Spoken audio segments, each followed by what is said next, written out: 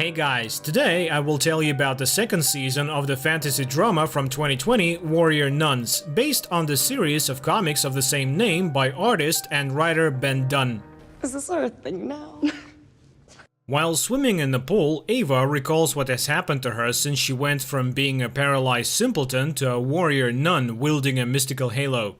The girl's musings are interrupted by a phone signal reminding her of your duty. Once a member of the Order of the Cruciform Sword, she's now in a hurry for her regular job at the cafe. Arriving for her shift, Ava listens to customers talk about the explosion at the Vatican, and rumors that it was Angel Adriel himself who broke out of the basement proclaiming himself a mission. Miguel intervenes in the company's conversation, mocking the legends about angels and miraculous cure of the infected, calling Adriel an imposter. Left alone with Ava, Miguel tries to get her opinion, but the girl says she doesn't think about the subject at all, fearing that she might expose herself. A colleague asks Ava to go upstairs to her boss's office, and Beatrice also asks her friend to talk less to visitors about legends so as not to draw suspicion to herself. On her way home in the evening, Ava can't get away from the prophet fanatics handing out religious leaflets. One of them annoys the girl so much that she uses her power and pushes him aside. Meanwhile, in the monastery in Spain, having finished watching videos on social media with her friends, Camilla goes down to see Mother Superior. The woman instructs the girl to go to London. According to the order, one of the ministers is possessed by a demonic ghost. The girl agrees without any complaints, but Mother Superior sees that something is bothering her. Camilla confesses that there is no way she can come to terms with Mary's disappearance. Portugal. Drunken Father Vincent always walks looking over his shoulder, and it turns out that that's for a good reason. Out of nowhere he is attacked by Lilith, and the old man can only save his life by telling her that Mary is alive. The Bishop of the Vatican agrees to an audience with nun Yasmin Monet. The girl says that she's preparing an article about the lost Christian artifacts, but she immediately directs the conversation to rumors about Adriel and the attack on the Vatican. This changes the bishop's mood, but the nun keeps pushing, claiming that she has learned about a certain female order in the course of her investigation. To avoid spilling the beans, the priest ends the meeting, but Yasmin isn't upset. She has managed to hack into the network. Jillian sits by the archway, which has finally begun to come to life. But the field still hasn't stabilized, and the girl can't get through the portal. Any attempt to use the portal ends up leaving burn marks on her hands. Christian is thrilled by her colleague's discoveries, but he guesses that she's only driven by a desire to find her son Michael, who has disappeared into another world. Christian asks Jillian to sign the renovation documents for the building he bought for the company, Arctech. After looking at the documents, the woman begins to doubt their contents, but deciding not to offend her friend with mistrust, she signs them. Ava continues her training by running over water, but at one point her strength leaves her and she falls.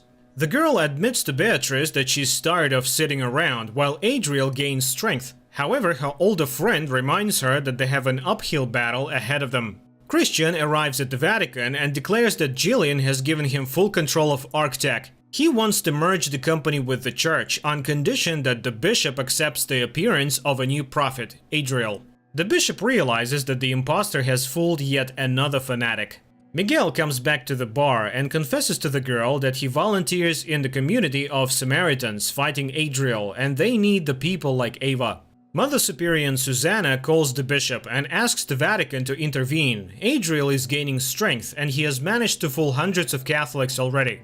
The priest believes that it is too early to sound the alarm. First, he should make a statement that Adriel is an imposter, and if that doesn't work, call on the Order of the Cruciform Sword for help. This conversation is overheard by Yasmin. She has just received a confirmation of her hunch. Vincent arrives at his residence and escorts Lilith inside, telling the guards that she's his friend. Ava convinces Beatrice to have some fun and have a couple of shots. The girls are having carefree fun. Meanwhile, at the Italian convent on her way to dinner, Mother Superior sees a gruesome picture. The bodies of the nuns in crimson puddles lie in the parish yard. At night, the nuns return home from the bar, and Ava notices Miguel, who is acting strangely. She decides to follow him and witnesses the guy getting beaten up by a crowd of fanatic hooligans. Ava helps her friend, and they are joined by Beatrice, who didn't really like the suspicious guy before. The young people tell her about the Samaritans, and the nun decides to accept Miguel's help in their fight against Adriel. Meanwhile, Mother Superior tries to warn the other monasteries where members of the order are based. However, the light bulbs on the map go out one by one, which means the warrior nuns are either destroyed or they leave their outposts. The company decides to sneak into the headquarters of Adriel followers, the firstborn sons. But seeing that the members of the sect are leaving with some cargo, the friends decide to follow them. Mother Superior orders Camilla to pack their things so they can hide and lay low as soon as possible. But suddenly, the nuns notice that the light on the map has not gone out on the Madrid cell, which means there are still living members of the order out there. Father Vincent leads Lilith into the prison, promising that Mary is sitting in one of the cells. But as soon as the witch comes inside, the priest locks the door behind her. On the other side, dozens of warriors come out at the girl, but Lilith easily dispatches them. The company watches as fanatics stack a prayer circle with a cross in the field and begin to pray. At this point, Ava's attention is attracted by a strange sound, and turning around, the girl sees a cloud of locusts rushing at them. On their way back, the friends try to explain what they have seen, and seeing how the girls are calm about everything, Miguel suspects something is wrong. Ava has to confess that they are the nuns of the order, but he takes it as a joke. Left alone, the girls decide that everything that is happening is a biblical execution reproduced by Adriel. Mother Superior and Camilla fly to Madrid and look for the headquarters of the order, which is housed in a flower store. From the scattered flowers, it is clear that something terrible has happened here as well. Yasmin confesses that she summoned Mother Superior to show her the bodies of the dead sisters. The nuns try to find out how Yasmin knew about them, but she says she can only reveal the truth to the warrior nun. Miguel comes to Ava's work and invites her to interrogate one of the firstborns they took. To sneak away, the girl cuts her arm, but the wound immediately disappears, much to Miguel's surprise. Beatrice asks her friend to stay out of it. The Samaritans have illegally kidnapped a man, and they shouldn't get involved. But Ava stubbornly does her own thing. Yasmin suggests that the nuns take up residence in her room, but not wanting to risk it, the women choose their own hiding place and put the stranger to sleep so that she won't see the path they take to get there. Meanwhile, Lilith escapes from the prison and arrives at her mother's house. Miguel brings his new friends to the Samaritan headquarters, and when the boys begin interrogating the prisoner, Ava sees the devil in him. Father Vincent arrives at the main square, and seconds later, locusts appear there. The townspeople become scared. Suddenly, Adriel appears and saves the terrified people, thus earning a new addition to the army of fans. Even the priests from the Vatican begin to believe in Adriel's power. The bishop speaks with his subordinates, demanding that the impostor not be glorified. The mother rebukes Lilith for losing the battle for the halo and for failing to live up to her hopes by losing her place in the Order of the Cruciform Sword. Yasmin comes to her senses and tells the nuns that she grew up in a family that helps the Order, and now the girl must find the owner of the halo, Ava, and give her her secret. Looking at Ava, the prisoner recognizes her as the owner of the halo and demands that she return it to its true owner, Adriel. Beatrice knocks the chatty kid out, but he breaks the ropes and frees himself. The demon proves to be very strong, and the warrior nuns cannot defeat him until Ava activates her halo and banishes the entity out of the boy. Beatrice hurries to get her friend out of the way to avoid any more questions. Adriel shows up at the bishop's office and offers to join forces, admitting that the boy is indeed the son of God. But just as the priest refuses and asks the madman to leave, Adriel displays a couple of tricks, demonstrating his power. The prophet leaves, but his offer still stands. Lilith comes to Dr. Jillian for help and asks her to examine the scales that have appeared on her shoulder. While sitting in Dr. Jillian's office, the nun sees an emergency call from the Sisters of the Order, but she refuses to go to Madrid. While packing to escape again, Ava and Beatrice quarrel, but they are interrupted by a signal on her older friend's chest. She tells her student that they have been summoned to Madrid. The second message arrives with news from Lilith that the Order has lost Mary. Vincent shows Adriel the signal and instructs the old man to join the women. Despite the gravity of the situation, Ava is excited about her trip to Madrid. Finally, the girls find the flower store where Mother Superior has left a movie ticket for them. The nuns have to scramble to avoid falling into the hands of the hunters. On the street, the girls spot a tail and have to get rid of it, but in an alleyway they are awaited by Vincent, who puts Beatrice to sleep. The priest tries to convince Ava that Adriel is the true prophet, and she should go with him to return the prophet's halo. But the girl takes the fight and manages to defeat the old man. The girls make it to the movie theater, where they finally meet Camilla. The nun takes her friends to the hiding place, the cellar beneath the cinema, where old Mother Superior is already waiting for them. The old woman gets straight to the point. She tells the sisters about the attack on the order and says that the time has come to do her duty. Yasmin comes out to the girls, and when Ava is beside her, the girl's pendant glows blue and she recognizes the warrior nun. Now, Yasmin can reveal the secret of how to defeat Adriel. Jillian offers Lilith to cure the problem with a pass through the archway, but the girl realizes that the doctor needs it in order for her to find his son there. Yasmin tells the girls about a crown of thorns that can defeat the imposter. Meanwhile, traitors begin to appear in the Vatican, among those close to the bishop. As Yasmin continues talking about the crown, she reveals a secret. The thorny garment is not only a means of torture, it also disempowers the likes of Adriel. The only problem is that the wreath was stolen years ago and is now stored in a museum, but Ava doesn't see this as an obstacle and the girls go out on a tour. Disabling the cameras and distracting the guards, the nuns head for the exhibit. However, the only way to know that it's the right wreath is for Eva to touch it. Lilith makes up her mind, and wearing a special suit, she enters the archway, but a second later she is thrown back. She is shocked because she felt that she had been on the other side of the portal for almost 2 hours and she was clearly not welcome there. The bishop goes down to the prison to visit the traitor and learn from him how Adriel creates the punishments of heaven. To make the prisoner more talkative, the priest tries medieval torture methods on him. At first, the impostor's henchman tolerates the pain, assuring him that Adriel is the real son of God and all miracles are real. However, when the torture becomes unbearable, he admits that the prophet is collaborating with ArcTech and the company uses its technology to create illusions. Lilith tries to understand why someone threw her out, and Jillian promises to deal with it next time. But the girl has no intention of entering the archway again, and she makes that clear to the doctor. After the conversation, Lilith disappears, forgetting the cross in the office. At night, the girls return to the museum to retrieve the crown. Mother Superior eliminates the guard, and the group of nuns sneaks in, sending old camera footage to the security monitors and disabling the laser alarms. Using the halo, Ava takes the crown, but nothing happens to it, and her friends ask Yasmin to help. Jillian decodes the tape from Lilith's camera, and as she speeds up, she sees someone's face on it. While the nuns are searching for the real wreath, Camilla notices that there is someone else in the museum beside them. Ava finally finds the artifact, but at that moment Camilla sees Adriel, and Vincent appears in front of the warriors and puts the crown on the girl's head, thereby depriving her of her superpowers and taking her with him. While Vincent is carrying Ava, the girl has terrible visions. She finally regains consciousness. Before leaving the exhausted girl in a dark alleyway, Vincent promises to pray for her before Adriel destroys her. But suddenly, Miguel comes to the girl's aid. By some miracle, he also happens to have superpowers. He says that explanations can wait, and having dealt with the priest, Miguel and Ava run away.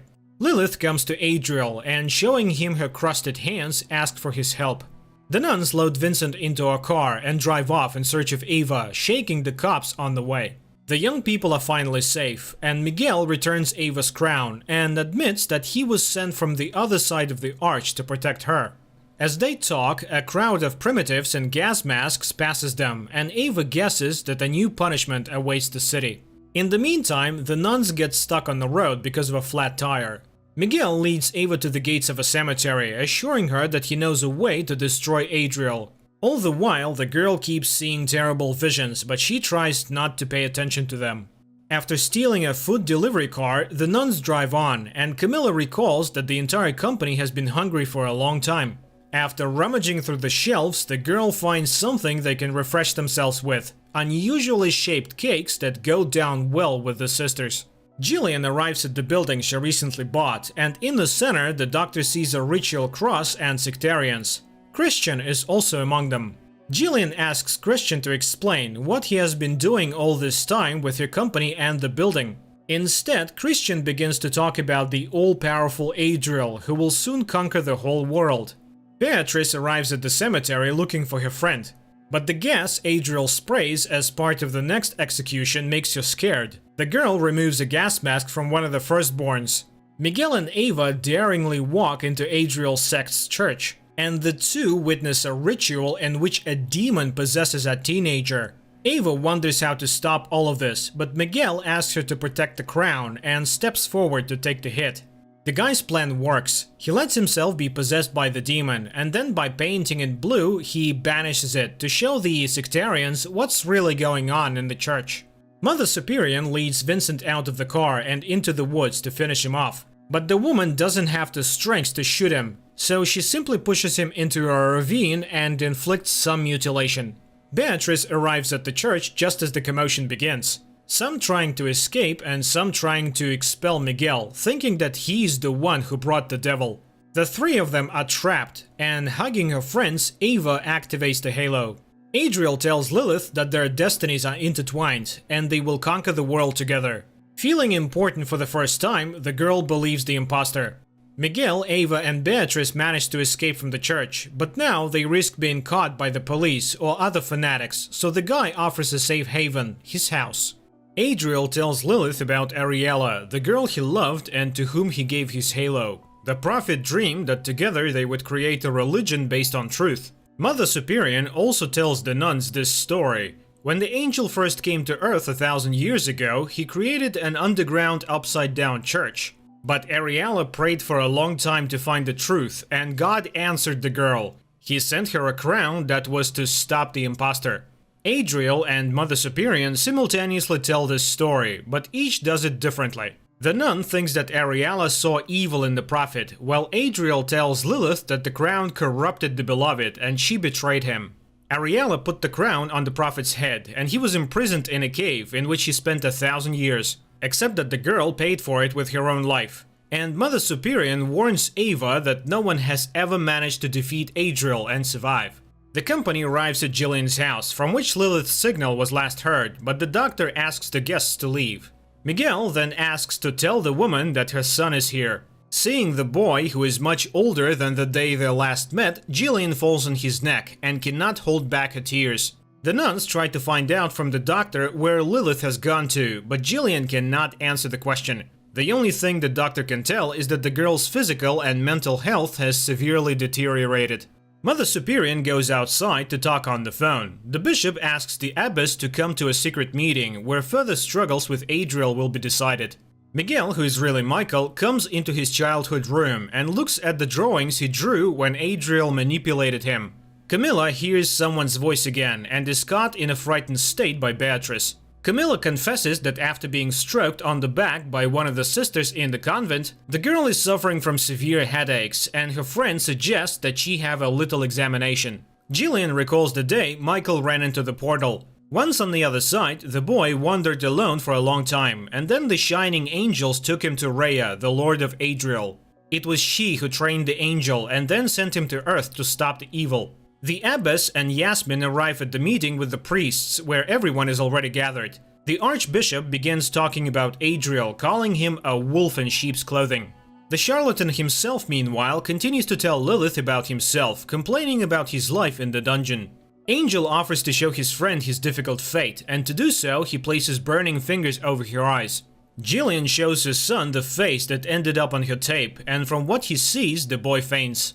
Beatrice does a scan of Camilla's spine, and during the procedure, the girls are being frank with each other. One of the nuns confesses that she has doubts about Adriel, but if he really turns out to be the prophet, all the scriptures will lose their significance. The picture shows a cross inserted into Camilla's spine, which is what is causing the hallucinations. Unfortunately, Beatrice cannot remove it. Adriel asks Lilith forgiveness for the pain, but he convinces her to open her eyes, and when the burns come off, the girl sees demons and a completely different world, which she calls the truth. Beatrice finds Ava in the courtyard as she's practicing putting a wreath on the monument's head, but the halo goes off again and the girl falls. The nun tries to support a friend and assures her that they will defeat Adriel no matter what it takes.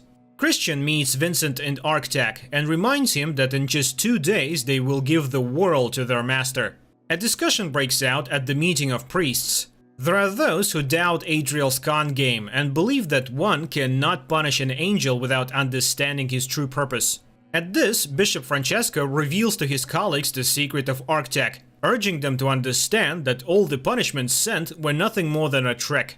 Mother Superior intervenes in the dispute, telling of the destruction of the members of the order. Apparently, the bishop and abbess have succeeded in convincing the crowd, but suddenly it transpires that half of those assembled are traitors, having defected to Adriel's side. A massacre of fanatics begins in the hall, and Mother Superior succeeds in removing only Francesco and Yasmin. The trio hides in the hotel gymnasium, but they can no longer get out, and Mother Superior calls Camille for help. Ava, Beatrice and Michael arrive at the inn, but the firstborns prove to be too many, and the trio fears they cannot win. After examining the photograph of the cross in the spine and noticing a note from Beatrice, Jillian looks at Camilla through the glasses while she prays and sees the same waves that create the portal. The doctor guesses that Adriel is using the power of prayer to gain strength. Having heard the call, surviving nuns of the order arrive at Jillian's house. Ava takes the crowd of firstborns away, and Beatrice and Michael deal with the remaining two. The abbess commands her subjects to leave, but the bishop refuses, determined to expose Adriel to the full. Running from her pursuers, Ava runs through a wall and finds herself outside, at a great height. The girl's halo shuts down again, and she falls. Beatrice mourns her friend, but she opens her eyes and the artifact begins to glow again. Bishop surrenders to the traitors, hoping they will lead him to Adriel. The imposter angel himself, meanwhile, tells Lilith how much they will accomplish together after they cleanse the world with pain. The master's trust inspires the girl so much that she grows wings.